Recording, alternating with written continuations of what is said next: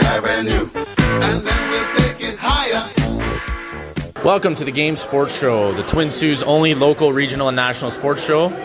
I'm Jamie Antonello, your host for tonight, in place of Dave McKeag, who's still on vacation until roughly mid-June. We're not quite sure yet, but we're missing Dave here, but hopefully he's happy with the way we're taking over the show here. You're listening to the show on thegamesportshow.com, thegamesportshow.podbean.com, or through our social media outlets. That's Facebook, Instagram, and YouTube, which is the Scott Nason YouTube channel. We're very pleased that you've chosen to listen to us. As always, we have an action-packed show. Our board operator, Scott Nason, the one and only, making us sound great. For tonight's edition, we're here live at Sportscenter Bar and Grill, the Sault's best sports bar 3 years in a row, here for its famous Wednesday 75-cent wing nights. Along with those wings, you can enjoy delicious pizza or various delicious food options from the menu, along with, of course, those delicious Molson products that are advertised on the Wednesday edition of the game. This will be our first show in almost 2 weeks. We had last week off due to schedule commitments, but we're ready to go, raring and back. I got Matt and Justin alongside me tonight. Along with this past Monday's Wicked Sisters show from Eagle 95.1 was also rescheduled. And, of course, Tuesdays from Icebreakers have been canceled for the entire month until Dave returns. For this week, tonight's show, tomorrow will be at Northern Superior with Justin doing a solo show, talking everything hockey playoffs, leading into getting closer, looking kind of like it's going to be Boston versus somebody in the Stanley Cup Finals. We will have a show Monday, Wednesday, and Thursday next week as well, but keep your eye on our social media pages for any potential changes. Tonight's agenda, part one, we're going to make sure we talk Sabrecats. Matt's here. We're going to get a really in-depth. We play Brantford week one here. Also going to get into some NFL news. And then part two, we got to talk about the NBA playoffs, in particular the Raptors, who we are sitting here just watching them take on Milwaukee right at the end of regulation. Looks like they're going to go down. It's 108-100 with 20 seconds left. Unfortunately, it's a tough game one, but we're going to get into a little bit more analysis. Lots of hockey news tomorrow, but that's going to be Justin's wheelhouse. So, gentlemen, through the intro, how we doing? Justin, raring to go, 2 weeks off, get back into her? In the last 2 weeks, I think I've become a basketball fan, through and through. We'll elaborate on that more later, but nice weather. It finally feels like summer's upon us. It's feeling good after a couple weeks off. Absolutely. First thing you said to me today, we got here, got the shorts on. I can't be mad when I'm wearing shorts outside, so I 100% agree. Matt, going to talk some Cats tonight, basketball, NFL news. Happy to have you back. Yeah, glad to be back. Week one, getting ready to go, start the season. Obviously, stress level is high and excitement level is high going into week one. So excited to talk some Cats and some other football news. Absolutely, and we're going to dive right into Sabrecats news. We pretty much just put a cap on training camp last week. We had our first practice based on week one. We played Brantford on this Saturday, May 18th. Of course, it's the May long weekend, so we're hoping families are going to be staying in town. We're going to get a nice crowd out. We have a doubleheader. Our JV team is taking on the Oakville Titans at 1 p.m. May 18th at Superior Heights. And then our varsity club, which Matt and I coach, we're taking on the Brantford Bisons at 4 p.m. It's a big game for us in varsity. Brantford was an opponent we played in the playoffs. We hosted them in the semifinals last year. We ended up beating them twice last year, once in the regular season, once in the playoffs. So we know they're going to be raring to go. They have some weapons all over the field. We're really confident in our team, though, at this point. But, again, we still haven't played anybody else. But I'm going to pass over to Matt. We had our blue-gold scrimmage, which we've kind of made into a second annual this year at this point, which I think is a really good thing. We get to run some live plays. Guys get to go against each other. We get to see how we make our adjustments before we get a game in. It's always tough being in Northern Ontario. We have snow outside a lot longer than the Southern Ontario teams, so we don't quite get outside, get as many practices under our belt before game one. So nice to get some live reps going. But Matt, just your analysis of our blue-gold scrimmage and then leading into week one, how you think we're feeling. Yeah, I think the blue-gold scrimmage went well. It's always exciting to see some live action. We treat it more like a game scenario as opposed to practice. I think the players enjoy it. It was good. I think we had some nice things on both sides of the ball. Obviously, the strength of our team has been our defense last couple years, and that's no different this year. Very strong front seven. So we weren't too surprised what we saw from them. We expect them to be the leaders of our team this year and hold us in games, especially early on in the season. But offensively, we found out we have some nice weapons on the offensive side of the ball. We're definitely a lot older on our O-line this year, a lot of fifth-year returner players. So it was nice to see some of those guys making strides and improving going into their final year. And we have some nice weapons at receiver this year across the board, as well as in the backfield. So it's nice to see some depth on the offensive side of the ball. We still have some work to do in terms of timing and execution on the offensive side, but all in all, I think it went well. At this point in the training camp and leading into week one, it's always hard to maintain the players' attention. We've been practicing since the first week of April, and when they're hearing us every day, all day, and they're competing against each other for 2 months, it's hard to keep them motivated. So that's the key this week in practice, get the players motivated, keep the energy up, and understand that the game is coming and to be excited and ready for game one against Brantford. Yes, 100%. They do kind of get tired of us talking to them in practice over and over and over and over again. But one thing I have noticed, and I'll speak mostly to the offensive side of the ball. I am the offensive coordinator, so it is nice to have a quarterback coming back. You're kind of settled in. You know what he can do. You've seen him. I've coached Jordan for quite a few years. We kind of have our starting receiving corps settled out, I think. Those guys are more or less, but we have a trio of running backs that I have a ton of confidence in, and I'm really excited to use all three of them. We're definitely a committee approach in the backfield, I think, and one guy gets hot, we let him go. It's going to be nice. We can roll a fresh guy in the third quarter, different things like that. And then our O-line, we have some juggling to do there still, but hopefully we get a nice turnout on Thursday. But you're speaking about the defense there. I mean, man, we got some. I think one of the things that kind of keeps the guys going. I mean, all those defensive coaches, and I know we've talked about them ad nauseum, but one nice thing about our varsity staff on the defensive side is everybody's played university ball. We have a lot of guys with championship experience. They've all played Sabrecats, and just how that team those guys are starting to mesh, especially in the secondary, because that was really a big question mark going into this year. Yeah, I know. I talk about this quite a bit whenever I'm talking to local media, and I'm lucky. I have a great coach staff. Our young coaching staff on the defense side of the ball, they're great. They bring a lot of energy, and they have those guys ready to play, and I think our players on the defense side really buy into it. We knew our starting front seven was going to be really solid this year, and we were kind of waiting to see how our secondary round out, but we're beginning to see that it's going to be a strength of our team as well, and we're expecting our defense, like I said, to pull a little bit of the weight at the beginning of the season and keep us in games. And I think our offense is going to be – we're going to have some big plays this year. I mean, we have some exciting players on the offensive side of the ball, guys that can – every time they touch the ball, they have the potential to bring it to the end zone. So it's exciting to see. I'm really happy with the way the secondary is turning out. We got a lot of depth there. When three-down football, teams are going to be throwing the ball all over the field, and we got to be able to prevent from the pass game and can't let it hurt us. So, it's exciting. Week one always brings, like I said, always a lot of excitement and a little bit of anxiety as well. And you never know if you've done enough to get ready. But, I'm confident in our guys. We've known these guys for quite some time now. A lot of these guys have been in the program 4 or 5 years. And I think we know we have a pretty solid team, and we're expecting to make a solid push towards the playoffs and hopefully a championship. Yeah, absolutely. And what doesn't always happen for us is we have quite a few fifth years on this team. Some years we have like 5, 6, 7. We have almost 15, 19-year-old kids playing for us this summer. I don't know, Justin, your experience at St. Mary's at the very least, like having those OAC and fifth-year kids, that's kind of what helps drive you to that championship. People have been in the system. They understand what it takes to win. They understand what the coaching staff expects. But that's definitely what I think is going to help hopefully propel us to championship. And that's our dream this year. Just to speak to the experience thing, it's always that. Any team I've played on that's the fifth years in high school, I had OAC still going. So when you got called up to practice with the seniors and stuff, you took those moments to learn from those guys. Back then in junior, in grade 10, you're looking at an OAC. The guys they looked like they were 35 for Christ's sake. But just the value and the experience those guys got just from playing, 24 extra games of football.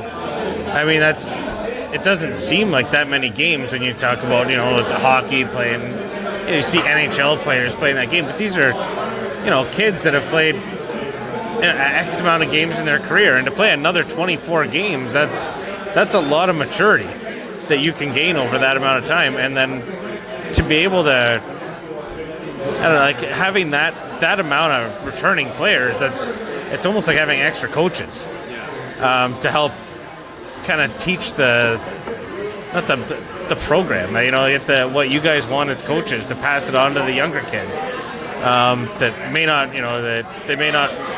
your coaching style may not resonate with them, but a player might be able to get to them. And it still gets them to buy in, and it really helps your whole team atmosphere. Yeah, 100%. Like you said, Matt, I mean, the kids only want to hear from us for so long and so much at a time. And sometimes it takes one of the team captains to say something. But we named our team captains this week. If you wanted to just talk about those 4 guys, and I mean, they're all Sabrecat vets, and a couple of them have were captains last year. So I think it's a good group. Those guys are all really good leaders. No one's particularly kind of that Ray Duplin. We haven't I'm going to shout out Ray just because he's my friend and he's a great coach. And while he was playing, we were pretty self-aware that he was the leader. He was very vocal, definitely that coach on the field thing. But those 4 guys are definitely looking forward to watching them play this year. Yeah, I know for sure. 3 of the 4 guys are fifth-year guys. I mean, they're in their graduating year, 19-year-old. We selected them as captains because they're all very, very high football IQ. They all play the game at an extremely high level, and they do the right things on and off the field, and they carry themselves the proper way. They're very coachable kids. So it was a pretty easy decision. All 4, they have a lot of respect amongst their teammates, which makes it even easier of a decision. So no, we're excited. 2 of the 4 have played in 2 conference championship games, so we hope that experience will help the team. We have several players that have played in 2 of those championship games, and I think when you've experienced something before, when you're in that moment again, it makes it easier. So hopefully that resonates this year. So the 4 captains, Joe Rosso, he's going to be our Sam linebacker to start the season. He won our Coaches Award last year. 2-time Defensive Player of the Year in the high school loop, unreal football player.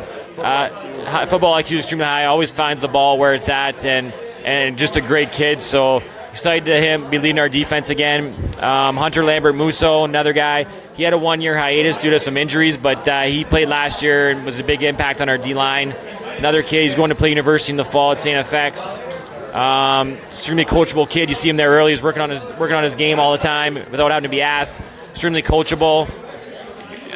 Great to see excited to see what he's going to bring this summer. I'm sure he's going to have a great season.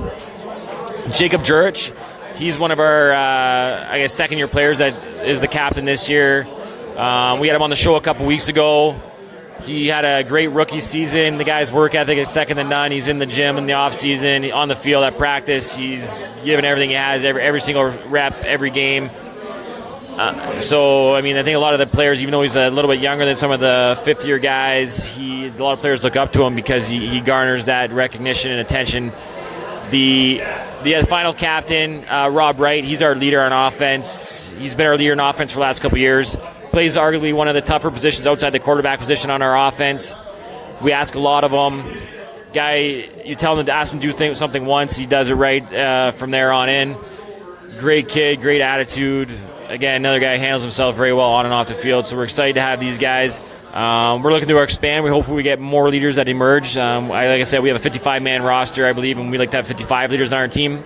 But these guys were chosen because of their football IQ, and there's always room for more leaders, and the more leaders we have, the more successful we're going to be. So definitely excited, but I think we have the right guys leading us to start the season.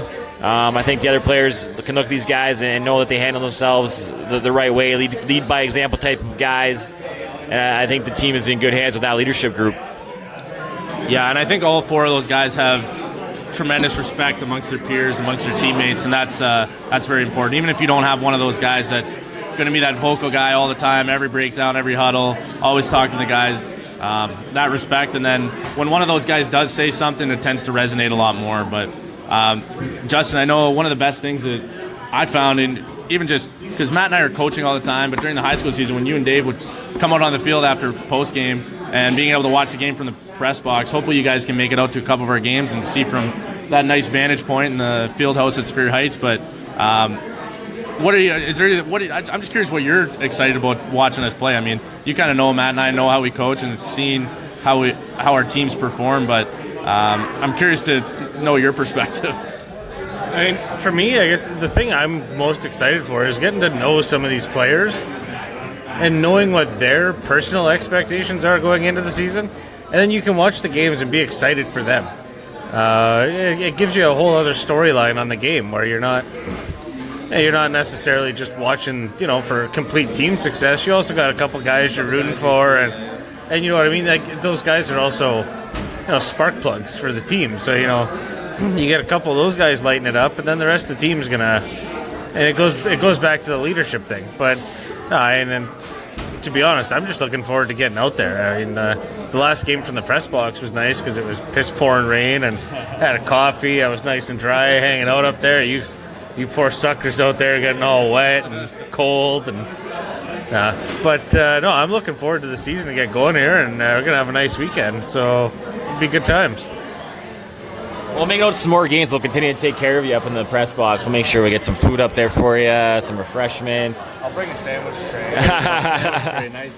No, and just to add to your point, getting the exposure for our players is a huge part. That's why we like having them on the show, getting that exposure in the community. And these guys deserve it. Some of these guys put in a lot of work. We're sending 4 or 5 guys each year to go get scholarships to play university football. And although football is growing in the Sioux and it has become more popular and more recognizable, I think that they don't get the recognition they deserve. So it is big, these types of things, getting them the recognition, getting their face out in the community, getting their story out there. And because a lot of these guys put a lot of work in, time that you don't see in the gym, and they deserve to be recognized along with some of the other sports that are a little more recognized in the city. Because we have some solid players, and it's proven by the numbers that we send away to play university football every year, and then proven by having 2 players from the Sabrecat organization go on to be drafted in the CFL in the last couple of years. So I think football in the Sault Ste. Marie's in good hands, and like I said, it's nice to get these guys some exposure because I think they deserve it, and hopefully they show that on Saturday they deserve it, and we come out and get the W. Yeah, bottom line, we got to perform on Saturday. I'm excited. I think we're going to have a real good practice tomorrow. I'm optimistic. I think the guys are going to be ready to go, going to be focused. And I think they're just tired of hitting each other at this point. I think that's going to kind of propel us through that practice. So, once again, I mean, this is Jamie Antonello. We're at Sportscenter Bar and Grill. But just to plug that game again, our JV team is playing the Oakville Titans. This is Saturday, May 18th. I know it's a long weekend, but get out there, watch some quality football. We put on a great our parent volunteers do a great job. Our game day is great. We have food, refreshments. We put a quality product on the field. It's always fun to watch. It's nice being at the turf. It's going to be a beautiful day. It's supposed to be 15 degrees, sunny, a little bit of wind. Should be nice. But JV team's playing the Oakville Titans at 1 p.m. This May 18th. And then our varsity team in a doubleheader right after. We played 4 p.m. versus the Brantford Bisons. But some NFL news, fellas. The Jets. Topic number 1. Justin, you want to kick us off with that? I mean, you tend to have some good takes. I mean, this one, I was probably about as blindsided as the Jets GM today. I feel bad for the guy. I mean, like Jamie and I, before the show started here, we were going through the general manager rankings on Bleacher Report, or report cards, and they give the Jets GM a B. B+? Yeah, B+, and he got canned. All in the same, hour span that article came out. He was unemployed. And now Adam Gase is the head coach. Head coach and general manager. And director of player personnel as well, because they fired that guy. So I honestly, I don't know. I mean, could the NFL get any stranger? It's like there's a competition to be the new Cleveland Browns. And the Cleveland Browns are still trying to be the Cleveland Browns. I don't know. It takes a little bit of heat off the Giants, that's for sure. Thank you very much. I mean, we probably have some other opinions on that, but the Giants were getting some rough news coverage for the last couple weeks, and I honestly didn't think the Jets had that bad of an offseason. I really didn't. They didn't really mismanage their, huge cap space. They didn't have a terrible draft. They didn't have an excellent draft, but none of the free agents they signed are, they didn't. I don't know. I thought Mosley was a good pickup. Le'Veon Bell is Le'Veon Bell. And you have a young quarterback. your defense is okay. I don't know. I don't get it. I mean, the whole thing, it's messed up, man. The NFL's a weird place. Yeah, I'm convinced that the New York Giants sent cash consideration to the Jets to fire their GM. I don't know, whatever takes the heat off, but that is very interesting, as you mentioned. I don't know what's going on there. There's a little bit of rumors that there is a kind of a disagreements between Gase and the GM, and that's kind of why he was kind of on the outside looking in now. But like you said, those offseason pickups in my mind are pretty good. Like Le'Veon Bell, I mean, from what he wanted to what he got, I think it was a pretty good deal. I heard that Gase wasn't happy they signed Le'Veon Bell, didn't want to spend money at the running back position, so a difference in philosophy there, where you spend your money, where you don't spend your money. I think you have a young quarterback who's good. He's still on his rookie contract. I don't think that's too much money for Le'Veon Bell. He's dynamic. He was one of the best offensive players in the league before he took a year off. So you expect him to return close to that form. I don't see a huge regression. So, yeah, it's crazy. I don't know what is going on there, but I'm sure more of the story will come out as we go. I mean, obviously, it just happened today. It was kind of breaking news. But I don't know how you turn the keys over to Gase. I mean, he had very little success as the head coach in Miami. You look at the still photos from his press conference. Like, how do you give that guy the key to the organization? I don't know. I mean, he had issues with his coach, like many issues with his coaching staffs in Miami, off-field stuff. Like, I don't know. I mean, I don't get it, but there's probably more to the story. Obviously, management and the owners are siding with Gase right now, going to give him the opportunity. So the GM was on the way, on the outside looking in this situation. There was talks about this happening, I guess. I heard rumors that this was kind of inevitable, and they expected it sooner rather than later. I don't know if anyone expected this soon. Never got a chance, and why do you do it at this point in the season? Draft's over, free agency's kind of over. Why do you do it now? Why not give it a chance to play out and see how things go? So, crazy. It's weird. Hopefully we know more in the next coming weeks, but definitely a very interesting situation.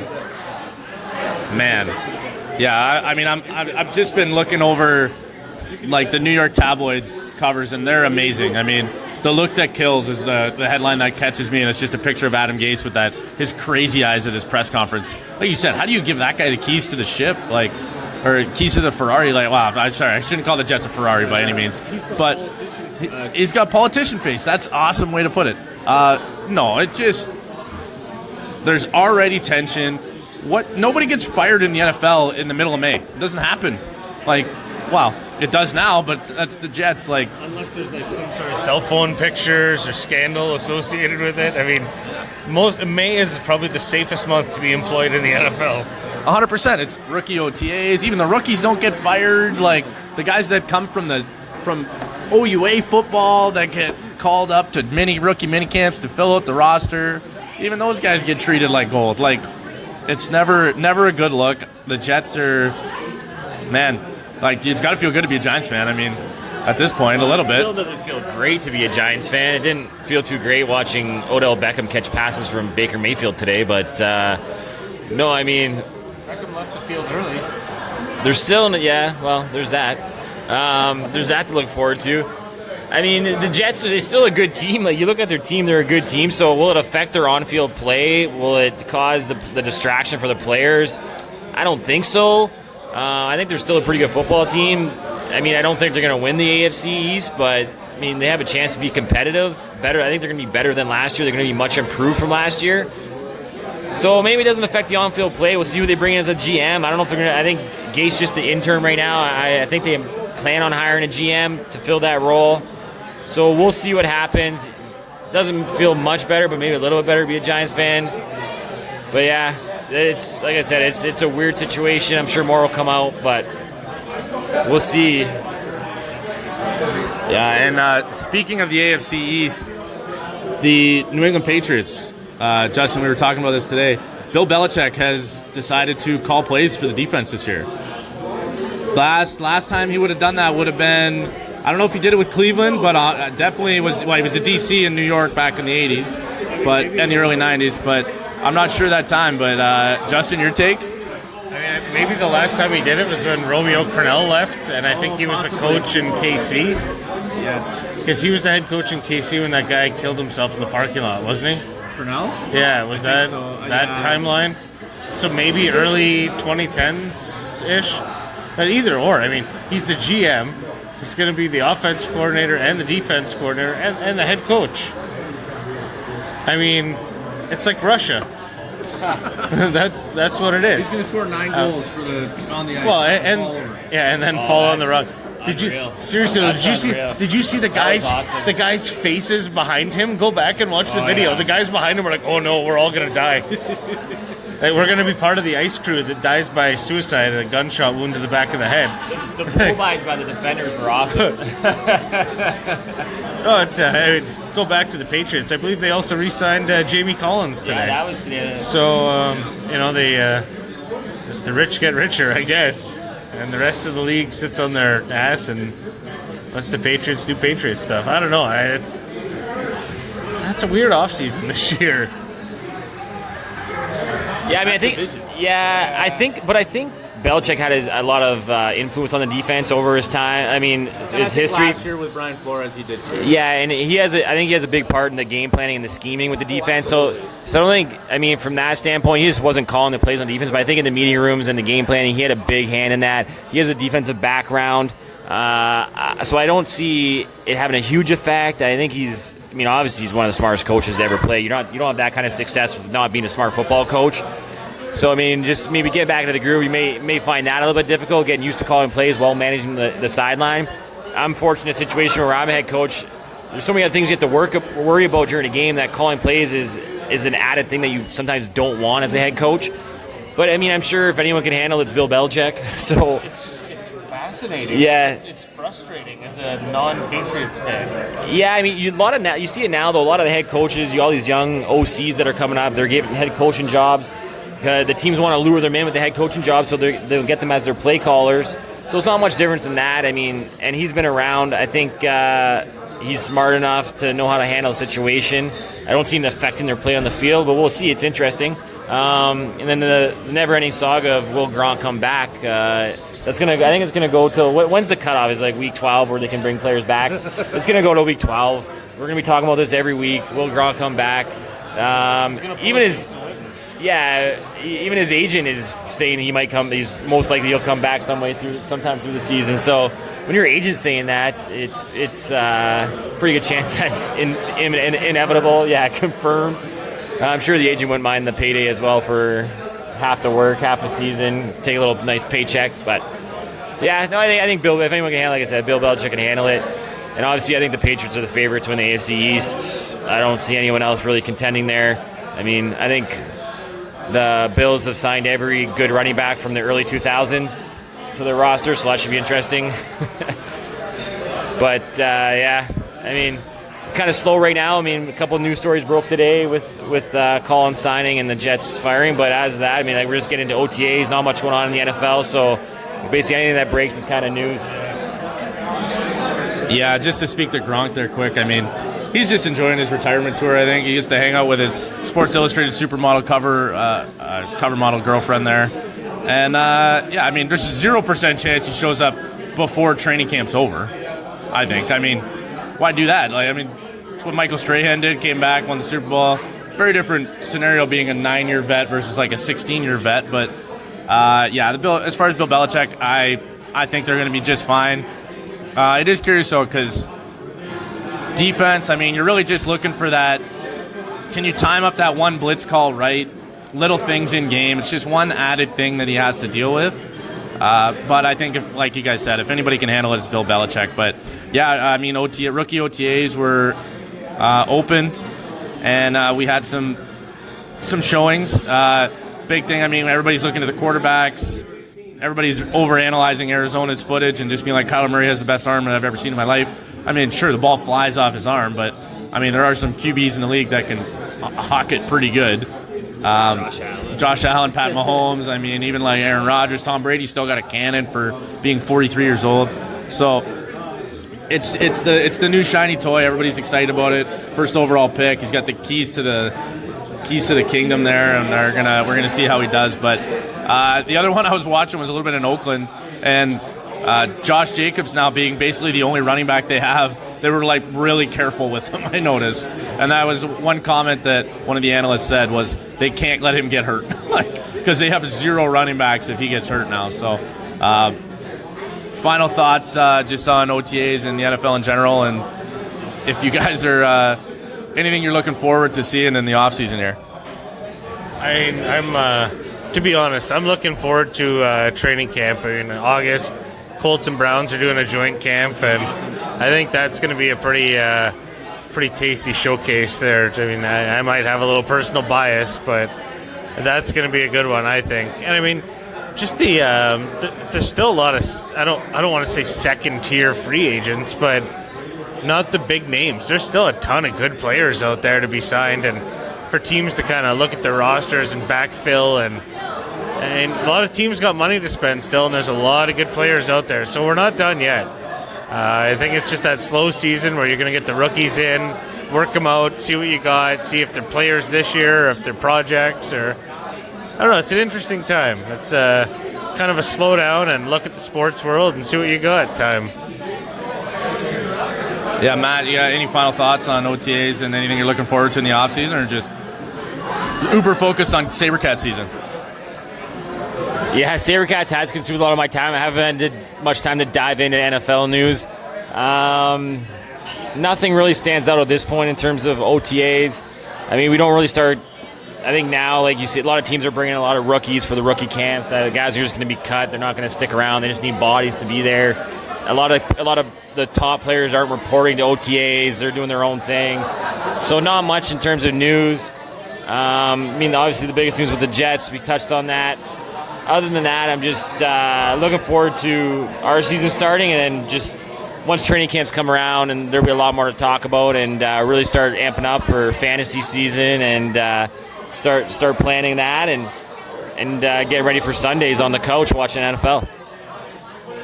Absolutely, and speaking of Sundays, you're kind of leading into Game of Thrones season finale, so that's basically what I'm watching with professional athletes right now is their Twitter, and everybody's all in for Game of Thrones. 2 weeks ago, Aaron Rodgers was on last episode.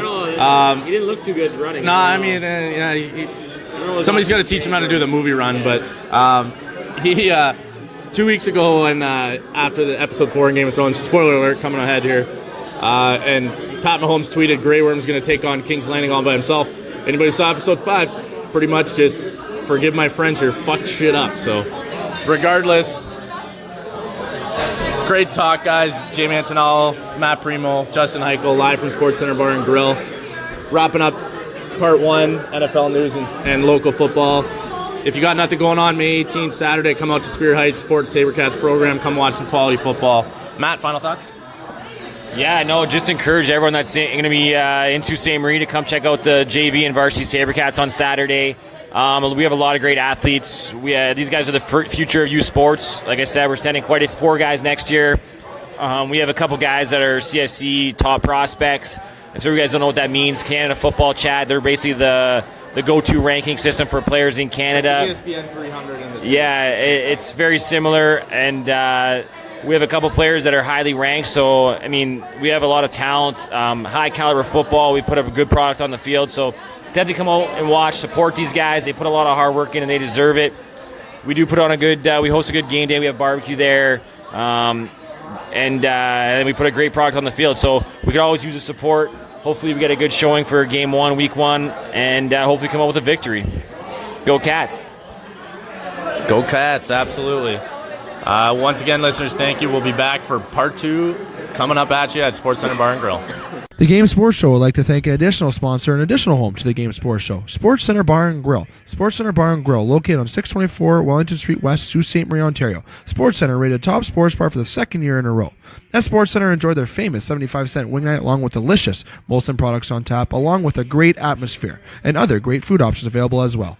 Sportscenter Bar and Grill, the Sioux's best sports bar. The Game Sports Show would like to thank an additional sponsor and special edition home to the game, Silver Creek Golf Course, located on 104 Bellow Lake Road, Garden River, Ontario. And also shout out thank you to Silver Creek GM Jamie Henderson. Silver Creek Golf Course has many specials to offer for 18 holes, 9 holes, and even Twilight Deal specials. It does not matter what your level of golf game is, it is a must to enjoy the scenic course, memorable experiences that Silver Golf Course offers. Silver Creek also offers a Thursday wing night for you to enjoy food after a stellar time on the course. You can book your tee time by phone or online at golfsilvercreek.com. Silver Creek Golf Course, where all are welcome to play. The Game Sports Show is pleased to shout out a partner, additional home, and sponsor to Northern Superior Brewing Company, located on 50 Pym Street in Sault Ste. Marie, Ontario. Northern Superior Brewing Company having a strong presence locally with many beers to offer. With much involvement in the community of Sault Ste. Marie, Northern has a sport and friendly-like atmosphere within its tap room, and during the summer months, it is a must to visit Pier 55 to enjoy some delicious food, amazing view of the water, and view of the Bush Pulling Museum right on the cusp of the Hub Trail, and of course all of that down with a delicious brew from Northern Superior. Northern Superior Brewing Company, it's a northern thing.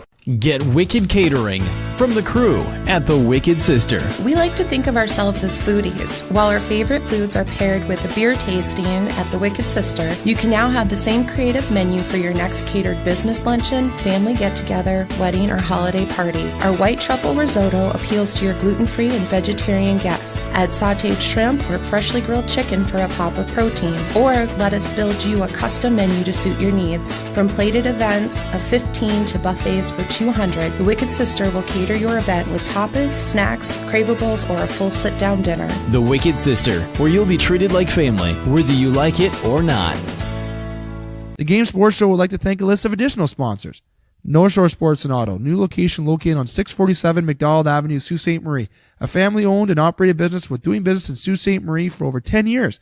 Loads of products available for your enjoyment for all seasons. North Shore Sports and Auto, we understand the importance of quality service and products, and we work hard to ensure that all customers have a positive experience before and after each and every sale. North Shore Sports and Auto, meeting all of your new and pre-owned equipment needs. Special thanks to Salon. The Salon, located on 589 2nd Line East, Sault Ste. Marie, Ontario. Owned and operated by Mike Cuglietta. Book your appointment today at 705-941-9191 or via online at https://thesalonsioux.as.me-. The Salon, making the Sioux beautiful, one haircut at a time. As well as a shout out to the Superior Pro Shop. The Superior Pro Shop, located inside the Community First Credit Union Superior Arena on 285 Northern Avenue East, Sault Ste. Marie, Ontario. Owned and operated by Jeremy Paquin and ran by Larry Monroe. Superior Pro Shop, for over 40 years, meet all of your skate sharpening, skate repair, and hockey needs. Also to Discover the Canvas. Discover the Canvas, located on 317 Wellington Street West, Sault Ste. Marie, Ontario. A beautiful new renovated building owned and operated by expert artist and Sioux native Katrina Thibodeau. Katrina taking her talents of the ink in Sault Ste. Marie and truly creating the best and most realistic art locally. Call Katrina today at 705-450-8099 or email her at discoverthecanvas@gmail.com to book your tattoo or consultation today. And welcome back to the Game Sports Show. We're here live from Sportscenter Bar and Grill. I'm Jamie Antonello, your host for tonight and your host for the whole month of May, alongside Matt Premo and Justin Hykel. We had a great chat, NFL, Sabrecat news in part one. We're back for part two. Gentlemen, we just watched the Raptors go down. I wouldn't say heartbreaking fashion. It's game one still, so we can't get too emotionally invested yet. But coming down, before we talk about this game, we got to talk about game 7, taking down the Sixers in Toronto at home, Kawhi's shot. I'm going to pass it over to you, Matt, because you had a pretty good story that you were telling us off air here. And but just about the hype around it, and you were watching the game live. I'm not going to lie, I watched Game of Thrones and I was catching it, but you're watching the game live, and just that energy and that happens in a Game 7. Okay, first of all, I don't know how you went over to Game of Thrones before the game ended. Not a true fan, so that's pretty brutal. There's a thing called PVR, and I'm sure you were streaming it online anyway, probably pirating it. But yeah, no, I stuck it out, watched the end of Game 7. That is one of the more exciting sporting events I've watched on TV. I mean, there's not too many times that the team that you're a big fan of makes it to a Game 7 and has a game-winning shot like that in such a dramatic fashion. I mean, everyone watches Game 7. A lot of times it's someone else's team, and it's exciting to watch. But not too often it's your team and team you're a fan of. Obviously, growing up in Canada, we had the Grizzlies for a bit, but Toronto's the only team in Canada. So, I mean, most people are Raptors fans from in and around, especially the Toronto region, Ontario, even across the country. It was exciting, stressful, intense. I was sitting on the couch, fist pumping, yelling at the TV. It was a lot of fun, and that shot couldn't be more dramatic. When it went up, there was time for, it felt like minutes had passed where it hung on the rim, bounced around, and then for it to drop. And as everyone knows and everyone's been talking about, it was the biggest moment in Toronto basketball history. Some people saying Canadian basketball history. I know Toronto's been to a conference final before, but Game 7, the way the game ended, Kawhi, the superstar, makes the shot. It's just really unbelievable. It was great theater, awesome to watch. Excited to see them move on to the conference championship against the Bucks. Obviously, they lose Game 1 tonight. They were up for stretches. They're up by more than 10. Looked like they had a control of the game. Kyle Lowry had a great game. Both ends of the floor, I thought he played great. Just down the stretch, they couldn't execute. I mean, it happens. Like you say, until the home team loses the game, the series isn't really, it's not over. They have a chance. They can split on the road still, go home. They have a huge home court advantage when the crowd shows up on time, I think. One of the better atmospheres in all of sports, Raptors home games right now. So I'm not too worried. They showed some good signs tonight. They'll have to make some adjustments, obviously.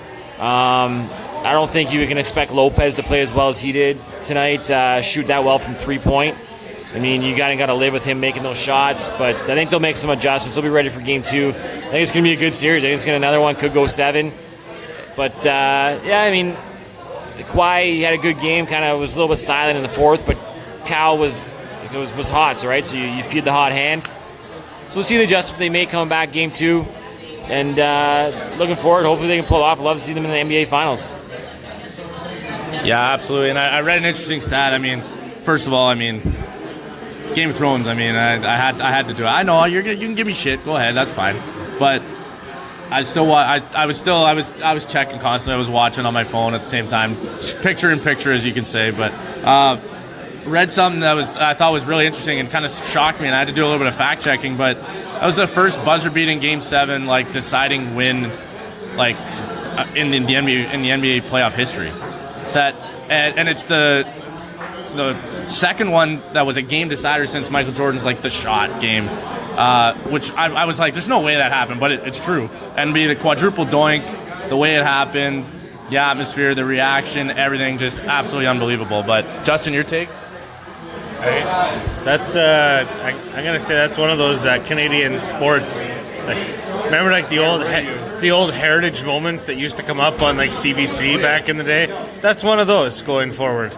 And where were you when this happened? Well, I was on my couch because I heard the crowd go silent. Okay, what happened? Oh my! No, it was nuts. I mean, I was I was a fringe fan before. I'm definitely a fan now. So I don't know, man. That was crazy. And I mean, tonight's game was nuts too. So absolutely. And I think there's definitely going to be. We're going to talk about tattoos and poor choices in tattoos in a second, but I think there's definitely be some fans that are going to get some tattoos of Kawhi's reaction in that shot. Yeah, there's already one I saw online. Great picture capture as the shot's hitting off the rim. Kawhi sitting there in angst, deciding if it's going to go down or not. But definitely just to touch on the atmosphere here tonight, Sportscenter, the Raptors game, it was great. It was packed in here. Parking lot was full. It wasn't in a spot when I pulled in. People were cheering, watching the game. Great atmosphere. So if you want to come down and join a good atmosphere, definitely the Raptors games were. It was nice here. So come down to Sportscenter and support the Raptors. And it was a great crowd. It was fun to be a part of. Better than sitting alone on my couch. So definitely, I think I'm gonna have to do it again. Yeah, we ended up delaying our recording here a little bit. Just because we were so enthralled with the game and the atmosphere was awesome, and that's the stuff we love. Again, Sportscenter Bar and Grill, it's Jamie Antonello here, alongside Matt Premo and Justin Hykel. But getting into tonight's game a little bit more intense. Kawhi and Kyle both had 30 points. It's about time Kyle started matching his play and getting up there. The big issue, though, the Raps gave up big leads in this game, and Kawhi only had 2 points in the fourth quarter, both off free throws, didn't sink a bucket. I mean, you could say what you want about the reffing. We thought there was some bad calls down the stretch. We watched basically the whole game here, the three of us here. So, I mean, the Bucks have a pretty unique team, and they're meshing together. And I mean, Giannis is Giannis. I mean, he's a superstar. He's going to make his plays. But I mean, we got Kawhi. He's just got to perform in the fourth quarter. You can call it just tired from that game, but I don't think Kawhi gets tired, personally. He's not a human. He's a robot. There's no way he's the same species as me. Like, it's not even close. But, I mean, I just think as long as Kawhi can start making some buckets in the fourth quarter, there's no reason to panic yet. I think, like you said, Matt, we just got to split that next game. You don't want... Again, there's no reason to panic till you lose on home court, but it would be nice, a lot better to go home 1-1 than down 0-2. Yeah, let's see Kawhi eat 50 wings, down 4 Molson products, and still do an entertaining podcast. Different kind of shape. Yeah, you know what? I mean, obviously, when it gets to the NBA Finals or Conference Finals and playoff time, obviously teams are going to take away your biggest weapon, right? So Kawhi is the Raptors' biggest weapon. So him only putting up 2 points in the fourth quarter, obviously teams are game planning and going to try and shut him down. That's when other players have to step up. I think Kyle did step up tonight. They could have used a little more from Marcus Gasol and Pascal down the stretch. So you need a little more from those guys because teams are they're gonna double Kawhi. They're gonna send guys at him when he has the ball. They're gonna make it difficult for him, and he's gonna be the key that they're focusing on. So other guys got to step up. I mean, had some chances, some missed shots, some turnovers down the stretch. Danny Green's turnover was big. A couple missed shots by Marcus Gasol. Danny Green had another 3-point shot that he missed. I mean, those go in. It's maybe a different story. Maybe we're talking about Raptors winning a tight one, but unfortunately not. I think this is a resilient group, though. I mean, they have some veteran experience. I mean, Danny Green's played with the Spurs. Kawhi was with the Spurs. Marcus Gasol has experience, very veteran guy, internationally as well. I don't think these guys are going to be rattled by losing in game one. I think they come back. They're a resilient group. I said this last series when they were playing the Sixers and they were down to the Sixers.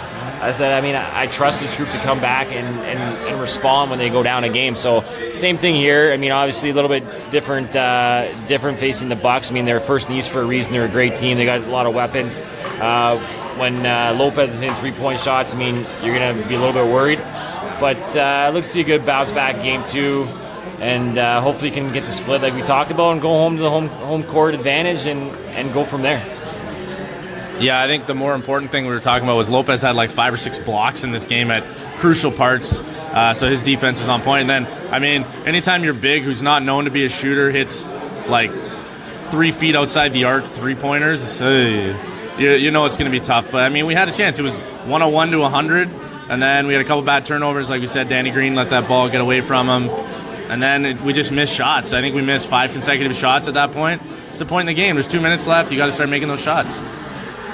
Yeah, at one point the Raptors only had 8 points in the fourth quarter. That's not going to get it done, right? That's clutch time. That's when games are won and lost, and if you're not producing in the fourth quarter, good chance you're not going to win basketball games. But I mean, it's interesting. I don't know if Marcus Gasol was taking those shots because Lopez was having so much success at the other end. Did he feel the pressure to take those shots?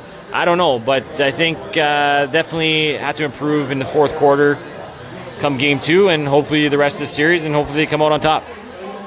And to me, it just looked like Gasol was trying to do everything on his own in the fourth. I mean, there's not really a secret that Kawhi's their go-to guy throughout the entire playoffs. I mean, the Raptors thing has been get it to Kawhi. Kawhi's going to score. I mean, Gasol was taking shots, working outside of his comfort zone, I guess, and it wasn't working for him. Kyle looked pretty good tonight. Kawhi kind of disappeared, but I don't know what his minutes were in the fourth either. I don't. But it just looked like they fizzled out. Like the game was back and forth up until the fourth quarter, and the Raptors are just. I don't know if that's fatigue because Milwaukee's had 10 days off and the Raptors have had 36 hours. I don't know. I think we'll find out the next game. I think this was a good feeling out. Both teams just figuring out what each other has, and I think the rest of the series is going to be just as good as the Philly one. Yeah, I mean, that's why you played in a series for a reason, right? It's not a one and done, so Raptors going to have some time to regroup. Interesting stat I was just reading, though, was out of the last 20 shots the Raptors took, Marc Gasol took 9 of them.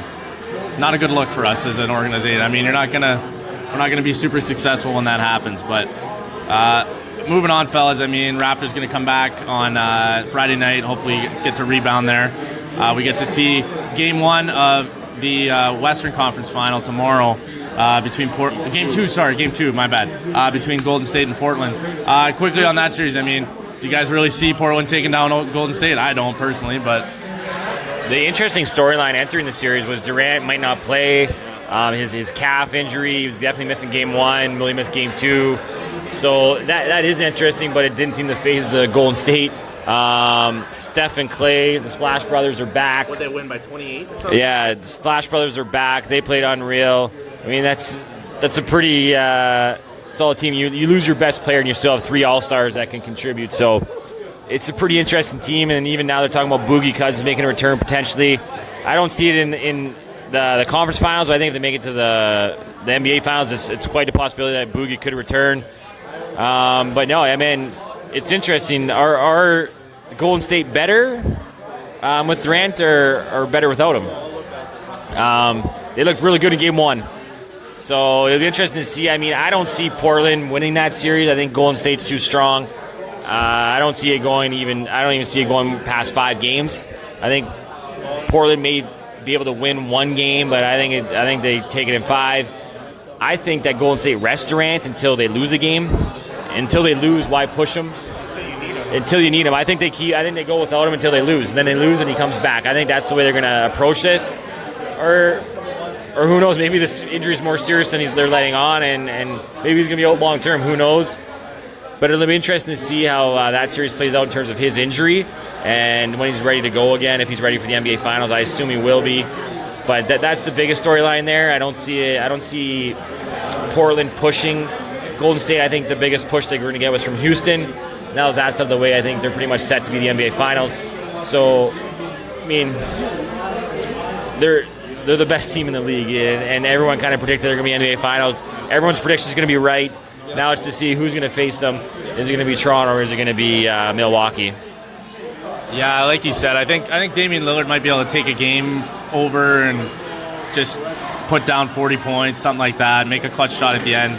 But I agree with you. I don't see it going past 5 games. I think Portland's a little bit spent from that 7-game series with Denver, too. I mean, that takes a toll on you, and it's the same thing like what the Raptors had. Your short turnaround, they start that series right away, going again, having to go on the road, same kind of blueprint there. But Justin, you see your take on the Kevin Durant thing, and you think Portland has a chance at taking down Golden State? I think any team that has to play Golden State is just a formality. Golden State's just going to move on to the finals, and you're just there to exist. Whether it's for 4 games or 5 games or 6 games or 7 games, Golden State's just going to the finals. As far as, I think as long as they're winning, they're going to keep guys, just getting healthy. Don't play them if you don't need them. And they look like a well-oiled machine last night, and Portland's not a bad team. It's just Golden State's something else, man. They've been there. They're experienced. These guys, they know how to win together. I don't know. It's fun to watch, but at the same time, it's kind of like, man, it's like the Patriots thing. Yeah, I kind of got the vibe of Game 1 just watching the little bit that I did of before Golden State signed Durant. You kind of get that, just threes all over the place, fast. Steph and Clay just completely dominating the game back and forth, and it's fun to watch. I mean, so it's going to be really curious to see what happens with Durant for the rest of this series. But, yeah, I mean, Portland's up against the wall. I mean, all you can do is hope you put on a performance and don't get beat by 28 all four games at this point. But moving on, guys, to the NBA draft lottery. Knicks fans, man, as if this day couldn't get any worse for New York. Talk about the Jets.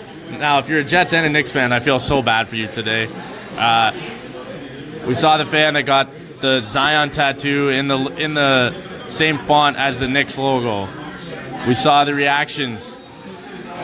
New Orleans won the draft lottery, which was probably the worst team that could have won it for Knicks fans, with the whole Anthony Davis pursuit and all that stuff, and as far as getting Zion. it's just funny to watch, personally. I mean, I love watching reaction videos, people freaking out. It's what makes the internet great sometimes. But, Matt, you got any thoughts on that? I mean, we were talking about Zion could potentially back out now. Will he? Probably not, but I think I'll let you get more in details with it.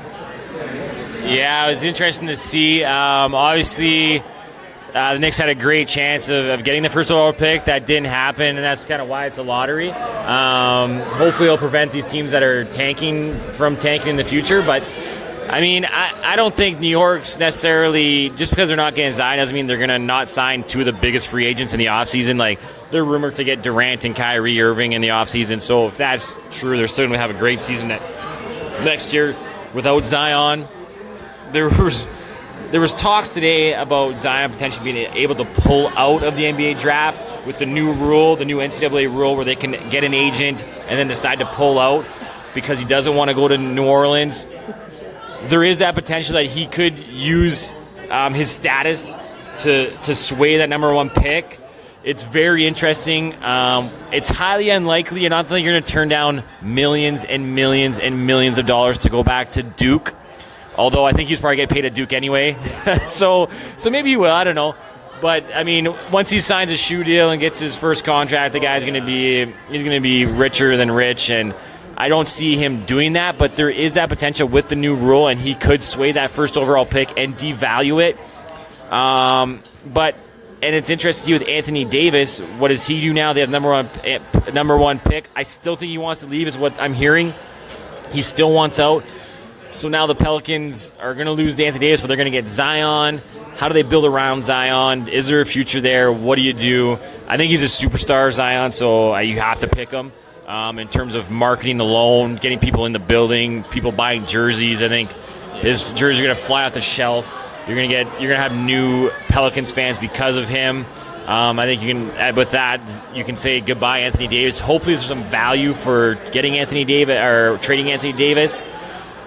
We'll see. It's interesting. Obviously, not a big market like New York, so that's kind of why everyone was like Zion to New York.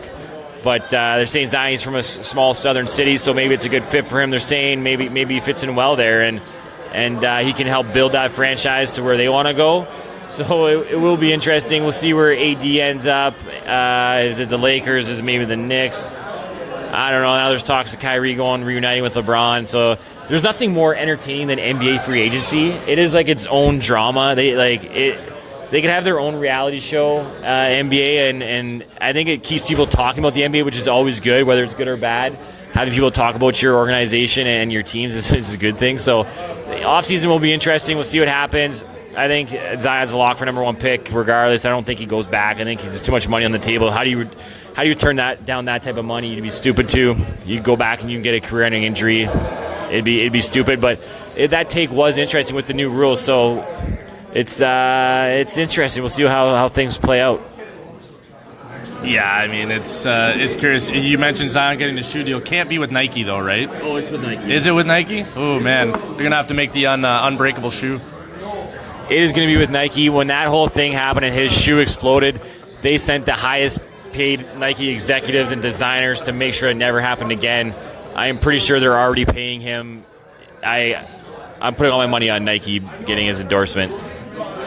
I mean, absolutely classic. But just to round out the top five for the NBA draft lottery, New Orleans ended up with the first pick, Memphis Grizzlies 2, the Knicks fell to 3, Los Angeles Lakers at 4, and the Cleveland Cavaliers at 5. All teams that could use some help, absolutely. So hopefully they can land on their picks. At least probably 2 of those 5 are going to get busts.